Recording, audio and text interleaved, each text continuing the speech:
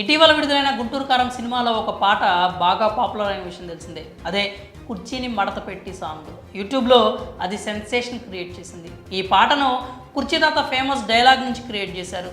ఈ తాత యూట్యూబ్లో ఎంత ఫేమస్సో మనం ప్రత్యేకంగా చెప్పాల్సిన అవసరం లేదు. ఆ కుర్చీ మడతపెట్టి అనే ఒకే ఒక్క డైలాగ్తో సోషల్ మీడియా లోకం మాట్లాడుకునేలా చేశారు. ఇప్పటికీ ఈయన డైలాగ్ మీద మీమ్స్ వస్తూ ఉంటాయి. అలాంటి ఈయన డైలాగ్ని మహేష్ బాబు తన గుంటూరు కారం సినిమాలో పాటగా పెట్టుకోవడంతో ఆయన సంబరపడిపోయారు. ఆ తర్వాత ఓ ఇంటర్వ్యూలో మాట్లాడుతూ గుంటూరు కారం చిత్ర యూనిట్ తనను కలిశారని, త్రివిక్రమ్ శ్రీనివాస్ తనకు తర్వాత తీయబోయే సినిమాలో అవకాశం ఇస్తానని అన్నట్లుగా కుర్చీ తాత చెప్పుకొచ్చారు.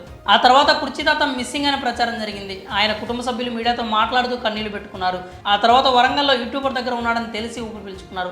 ఫ్యాన్స్ కూడా ఆయన కనిపించకపోవడంతో కంగారు పడ్డారు. ఆ తర్వాత ఆయన కనిపించడంతో ఫ్యాన్స్ రిలాక్స్ అయ్యారు. ప్రస్తుతం అయితే ఆయన బాగానే ఉన్నారనుకున్న సమయంలో కుర్చీ తాత అరెస్ట్ వార్త వైరల్ అవుతోంది. కాలాభాష అలియాస్ కుర్చీ తాతను జూబ్లీహిల్స్ పోలీసులు అరెస్ట్ చేసినట్టు తెలుస్తోంది. వైజాగ్ సత్య స్వాతి నాయుడు ఇచ్చిన ఫిర్యాదు మేరకు పోలీసులు కుర్చీ తాతను అదుపులోకి తీసుకున్నట్లు వార్తలు వస్తున్నాయి. డబ్బు కాజేసి పారిపోయాడని, ఇష్టం వచ్చినట్లు తిడుతూ వీడియోలు పెడుతున్నాడని, తనని బూతులు తిడుతున్నాడని వైజాగ్ సత్య వాపోయాడు.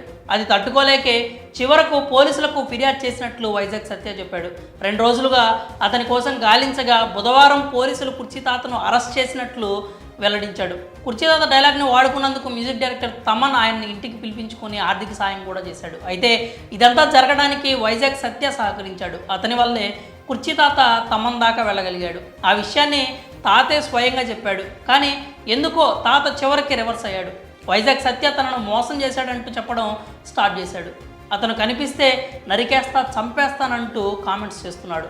అయితే నిన్నటి వరకు బాగానే ఉన్న కుర్చీ తాత వైజాగ్ సత్య మధ్య గొడవ ఎందుకు వచ్చిందంటే, తమన్ని కల్పించినట్లుగానే మహేష్ బాబును కూడా కల్పించాలంటూ కుర్చీ తాత పట్టుబట్టాడట.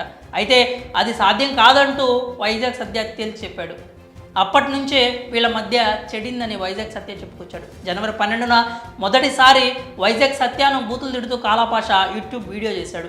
అప్పుడు పోలీసులకు ఫిర్యాదు చేయగా స్టేషన్కి వచ్చి ఆ ఛానల్ వాళ్ళు తిట్టమంటే తిట్టానంటూ చెప్పాడట. ఆ తర్వాత మళ్ళీ వైజాగ్ సత్యాన్ని తిడుతూ వీడియోలు చేస్తుండడంతో పోలీసులను ఆశ్రయించినట్లు వాపోయాడు. ఛానల్స్ వాళ్ళు మందు పోయించి తిట్టిస్తున్నారంటూ చెప్పాడట. అతని బూతులు తట్టుకోలేకే వైజాగ్ సత్య చివరికి పోలీసులతో